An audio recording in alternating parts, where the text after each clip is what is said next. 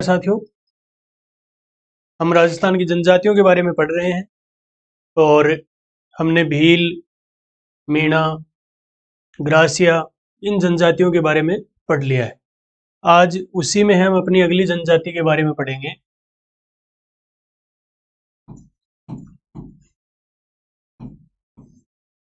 आज है अपनी सहरिया जनजाति। सहरिया जो जनजाति है, इस सहरिया शब्द की उत्पत्ति शहर नामक शब्द से हुई है और उसका अर्थ है जंगल। सहरिया की उत्पत्ति शहर से हुई है जिसका अर्थ होता है जंगल। सहरिया जनजाति एक ही जिले में सिमट कर रह गई, मतलब ज्यादा अन्य जिलों में इसका कोई उठाव है नहीं। 12 और 12 की दो तहसील हैं, एक है शाहबाद, दूसरी है किशनगंज। जितनी भी सहरिया जनजाति है उसका लगभग 99% इस एक जिले में ही पाया जाता है, यानी 12 जिले में, और उसमें भी दो ही तहसील, शाहबाद और किशनगंज में। तो एक तो हम इसमें लिखेंगे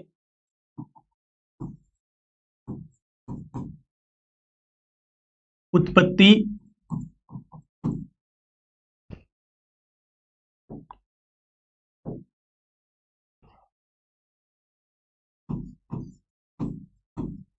इसकी उत्पत्ति हुई है शहर शब्द से, और शहर जिस भाषा का अर्थ है वो है फारसी भाषा, और फारसी भाषा में शहर का अर्थ है जंगल। तो शहरिया शब्द की उत्पत्ति शहर शब्द से, फारसी भाषा से, और शहर का अर्थ होता है जंगल। इसका निवास स्थान जहां है, ये जिस जिले में पाई जाती है सर्वाधिक, वो जिला है 12, और 12 जिले में दो तहसील हैं। एक का नाम है शाहबाद, दूसरी है किशनगंज। तो 12 की शाहबाद और किशनगंज जो तहसील हैं उनमें इस जनजाति का लगभग 99% पाया जाता है। इनके लिए, इनकी स्वामी भक्ति के लिए कर्नल टोड ने कहा है कि आप सहरिया को एक रोटी दीजिए, वो उसे जीवन भर याद रखेगा। ये किसने कहा है? ये कर्नल टोड ने कहा है। कौन सी जनजाति के लिए कहा है? सहरिया जनजाति के लिए। आप सहरिया को एक रोटी दीजिए, वो उसे जीवन भर याद रखेगा। ये कर्नल टोड के द्वारा कहा गया है। शहर शब्द से उत्पत्ति हुई है, शाहबाद और किशनगंज तहसील यानी 12 जिले में पाई जाती है।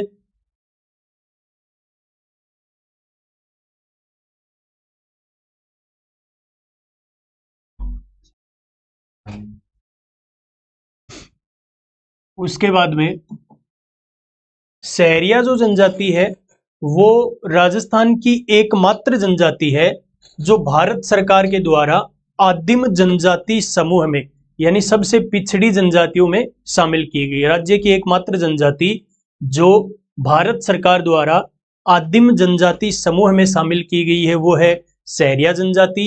इसलिए ये राजस्थान की सबसे पिछड़ी हुई जनजाति है सहरिया जनजाति। तो एक तो हम इसमें लिखेंगे राजस्थान की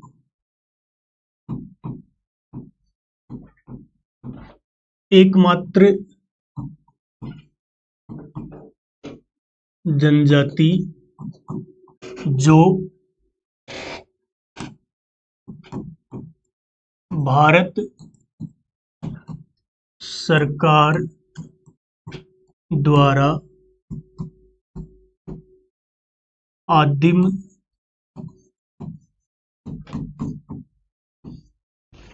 जनजाति समूह में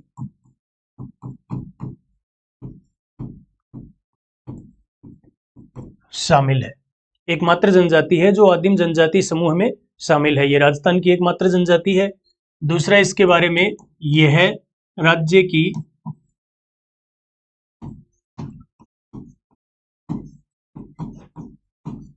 सबसे पिछड़ी जनजाति है। लेकिन इसकी एक विशेषता यह है कि सबसे पिछड़ी होने के बावजूद भी इस जनजाति के लोग कभी भी भीख नहीं मांगते हैं। कौन सी जनजाति के लोग? सहरिया जनजाति के लोग। इसमें किसी प्रकार के युगल नृत्य यानी स्त्री और पुरुष एक साथ मिलकर नृत्य नहीं करते हैं, तो भीख नहीं मांगते,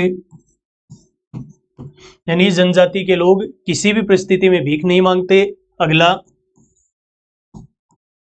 युगल नृत्य नहीं करते। इसमें किसी प्रकार के युगल नृत्य भी नहीं किए जाते हैं।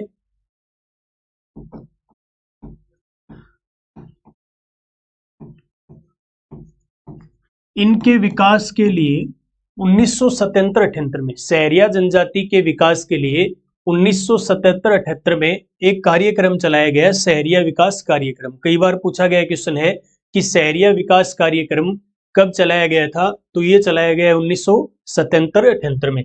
1977-78 में सहरिया विकास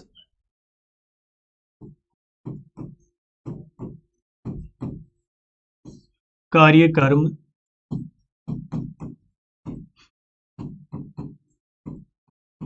चलाया गया। सहरिया जनजाति के विकास के लिए सहरिया विकास कार्यक्रम कब चलाया गया था, तो ये चलाया गया था अपना 1977-78 में। ये कार्यक्रम चलाया गया, राज्य सरकार के द्वारा ये कार्यक्रम चलाया गया था।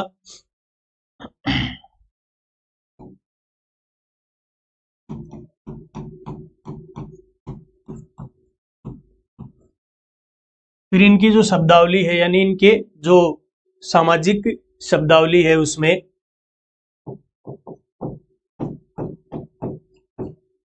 सहरोल, सहराना,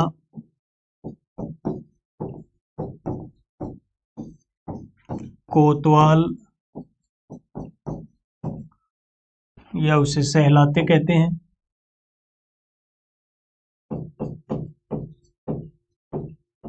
गोपना, केरुआ या फिर टोपना,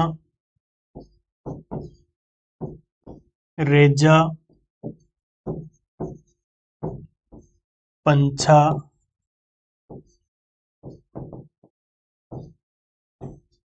खपट्टा,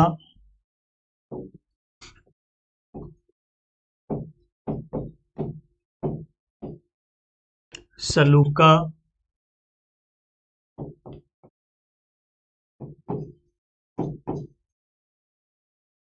तेजाजी, वाल्मीकि,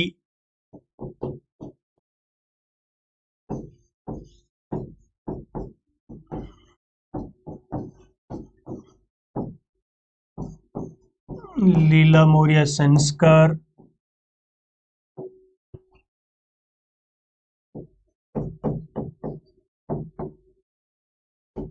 लोकामी,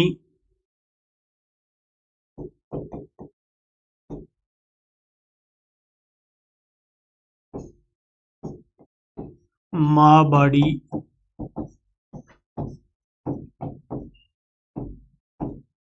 योजना। ये इनकी शब्दावली के कुछ शब्द हैं और इनके अर्थ अब देखते हैं। सबसे पहले है सहरोल। सहरोल का मतलब है इनके जो घर होते हैं, सहरिया जनजाति के जो घर हैं उन्हें सहरोल कहा जाता है। इनकी जो बस्ती है उन्हें सहराना कहा जाता है। कोतवाल या सहलाते का मतलब है इनका जो मुखिया होता है उसे कोतवाल या फिर सहलाते के नाम से जाना जाता है। तो सहरोल में इनकी बस्ती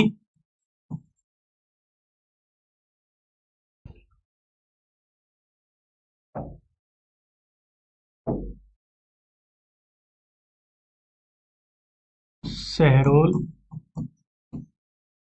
इनकी बस्ती यानी जो छोटे छोटे क्षेत्रों में ये रहते हैं उसे सहरोल। सहराना, इसका मतलब है सहरिया जनजाति के गांव। कोतवाल या सहलाते का मतलब होता है इनका मुखिया। इनका जो मुखिया है उसे कोतवाल या फिर सहलाते के नाम से जाना जाता है। फिर है गोपना, केरुआ या फिर टोपना। इस जनजाति के लोग क्या करते हैं, अपने रहने के लिए जंगल में पेड़ों के ऊपर एक झोपड़ी बनाते हैं और उस झोपड़ी को क्या कहा जाता है, उसे गोपना, केरुआ या फिर टोपना के नाम से जाना जाता है। रेजा, ये विवाहित महिलाओं का वस्त्र है जिसे रेजा के नाम से जाना जाता है। पंछा, ये पुरुषों की धोती है घुटनों तक की, इसे पंछा कहा जाता है। खपट्टा, जो पुरुष हैं वो अपने सर पर एक साफा बांधते हैं और वो साफा क्या कहलाता है, उसे खपट्टा के नाम से जाना जाता है। तो गोपना, केरुआ या फिर टोपना का मतलब है जंगल में पेड़ों पर बनाई गई झोपड़ी, और ये झोपड़ी क्या कहलाती है, इसे गोपना कहा जाता है। रेजा,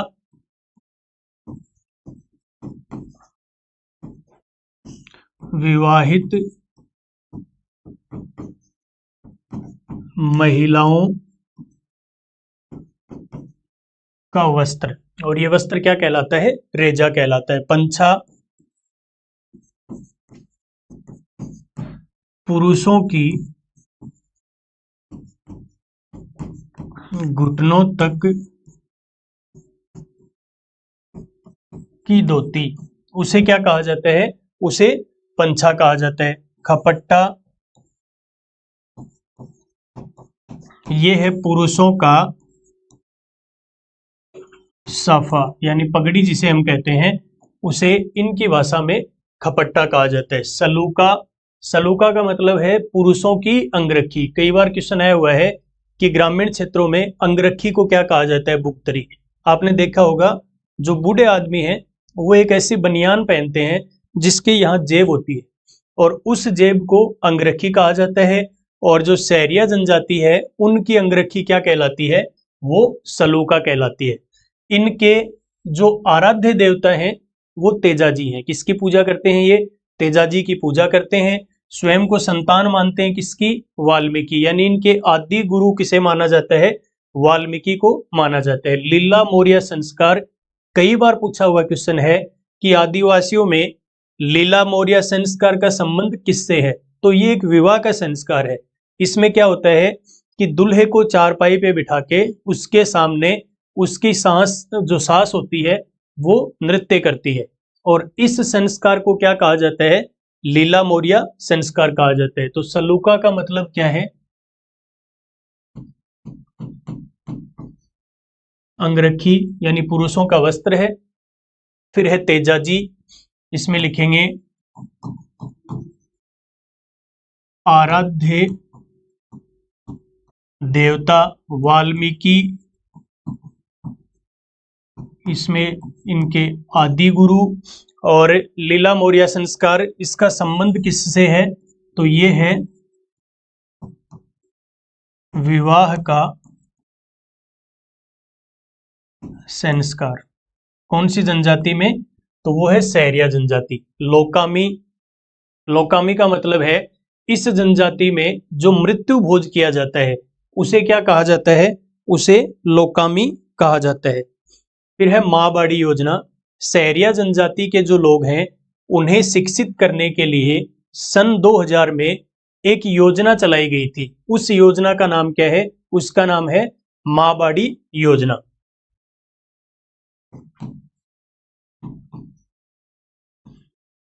मृत्यु भोज लोकामी कहलाता है।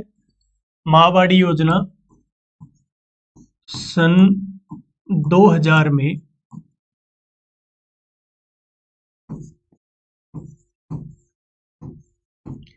सहरिया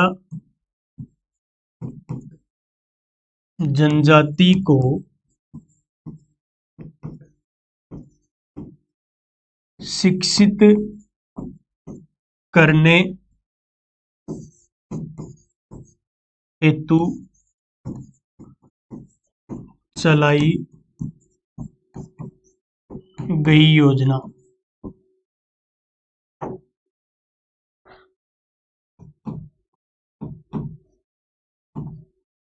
मामूनी की संकल्प संस्था। संस्था का मतलब एक संगठन है।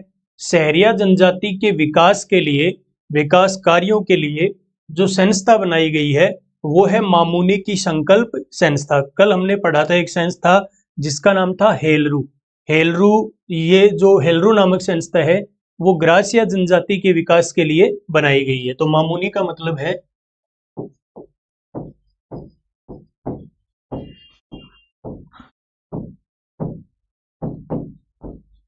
सहरिया जनजाति के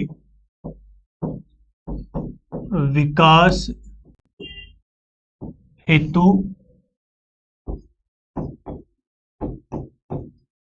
कार्यरत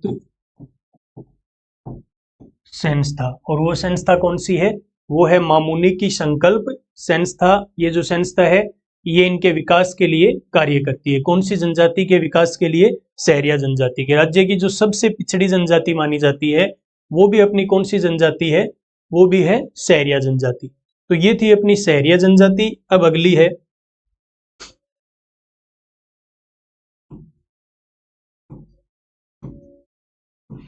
कंजर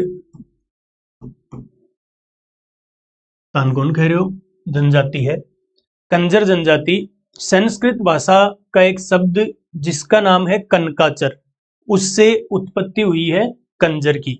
और इसका मतलब होता है जंगल में विचरण करने वाला। अपन भी देखो पूरा दिन हांडा जना घर का कह रहे हैं, कटे हांडो कंजर की नहीं। तो बिना बात के विचरण करने वाला क्या कहलाता है? कंजर कहलाता है। उत्पत्ति में जिस भाषा से हुई है वो है संस्कृत भाषा। जिस शब्द से हुई है वो है कनकाचर।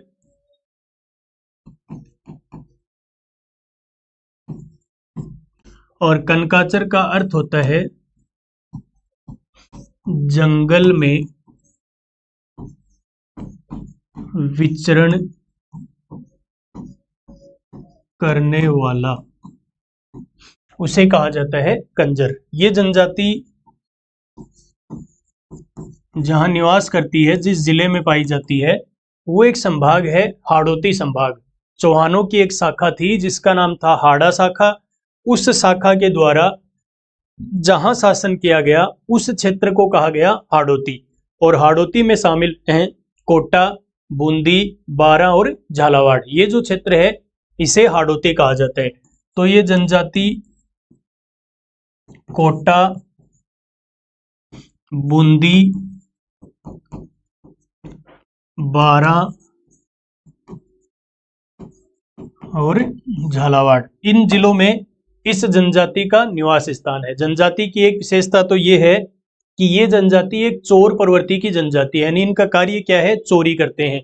और जो चोर होते हैं उनके घरों के दरवाजे भी पीछे की तरफ होते हैं, यानी इनके घरों के जो दरवाजे हैं वो कहाँ होते हैं? इनके घर के पीछे की तरफ होते हैं। अपनी एकता के लिए प्रसिद्ध है कौन सी जनजाति? कंजर जनजाति। इस जनजाति के लोग, इनके एक देवता हैं या आदर्श हैं हाकम राजा, उनका प्याला पीकर ये जनजाति झूठ नहीं बोलती। कौन सी? कंजर जनजाति। तो इसमें हम लिखेंगे चोर प्रवृत्ति की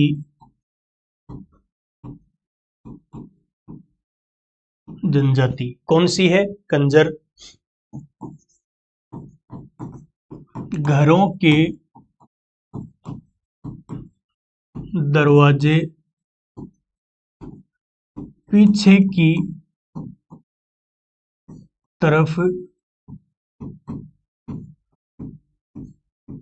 खुलते हैं। कौन सी जनजाति के घरों के दरवाजे? कंजर जनजाति के घरों के दरवाजे पीछे की तरफ खुलते हैं। एकता, एकता कपूर नहीं, एकता यानी यूनिटी संगठन, एकता हेतु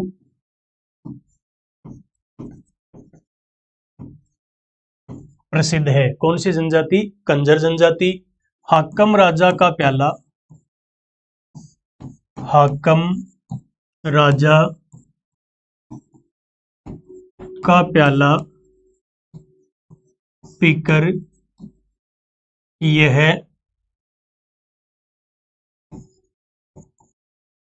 जनजाति झूठ नहीं बोलती। ग्रासिया जनजाति के जो लोग हैं वो अपना आदर्श पक्षी मानते हैं मोर को, और इस जनजाति की विशेषता है कि इन्हें सबसे ज्यादा जिसका मांस पसंद है वो पक्षी है मोर। तो इसमें लिखेंगे मोर का मांस पसंद है। कौन सी जनजाति को? कंजर जनजाति को मोर का मांस पसंद है। इनका मुख्य कार्य क्या था? चोरी करना। एक हमने पढ़ा था कि 12वें दिन अंतिम संस्कार कौन सी जनजाति करती है? तो वो ग्रासिया जनजाति करती है। ये क्या करते हैं? जो मृत व्यक्ति होता है उसके मुंह में शराब की बूंदें डालते हैं। कौन सी जनजाति में? कंजर जनजाति में। तो हम लिखेंगे मृतक के मुंह में शराब की बूंदें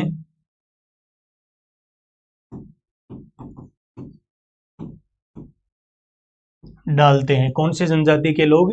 कंजर जनजाति के लोग। जितनी भी जनजातियां हैं उनमें जो सर्वाधिक सुंदर बालिकाएं होती हैं वो भी कौन सी जनजाति की हैं? कंजर जनजाति की।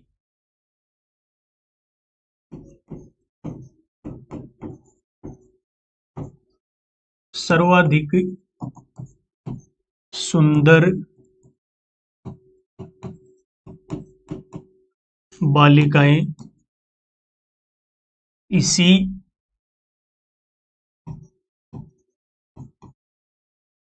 जनजाति की होती हैं।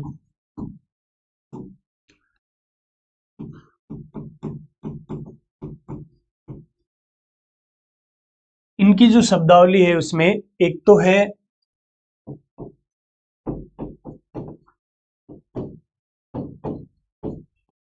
चौथ माता,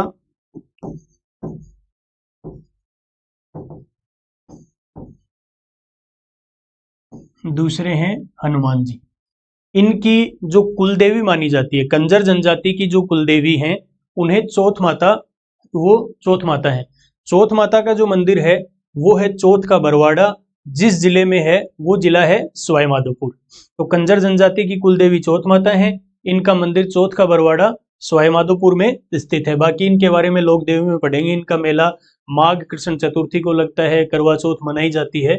चौथ माता, तो इसमें एक तो कुलदेवी, किसकी कुलदेवी? कंजर जनजाति की कुलदेवी है। दूसरा इनका मंदिर है चौथ का